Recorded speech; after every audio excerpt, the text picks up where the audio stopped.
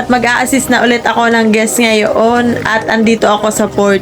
At sila nga pala yung aking guest ngayon at galing pa sila sa Tayabas, Quezon. Nakalapit bayan laang din ng Pagbilao. Sana nga pala ay kanina pa sila nakarating dito sa port kaso lamang ay nangaligaw pa sila. Mapupunta na sana sila sa Padre Burgos. Maigi na lamang at nakita ko ang kanilang direction sa map. Kaya agad ko silang pinabalik at nang makarating agad dito sa port. At nakarating naman sila ng Matiwalsay guys at ito na sila. Wait lang po. Mag-hi muna. Ayan sila, ang mapupugit magaganda kong guest. At dadalhin niya pala namin sila sa Kawayanin Beach, ang highly recommended na resort dito sa Pagbilao. Bali guys, sila nga pala ay nasa 18 packs adults at bukod pa ang bilang ng bata.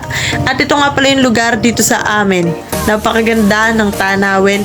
At andito na kami sa resort at nagtatayo na nga sila ng tent. Hindi na nga pala sila nag-rent ng kubo para daw makatipid at camping na camping ang datingan. Shoutout nga pala kay Ma'am Loida, nag-book ng kanilang reservation at big shoutout sa Team Tayabas.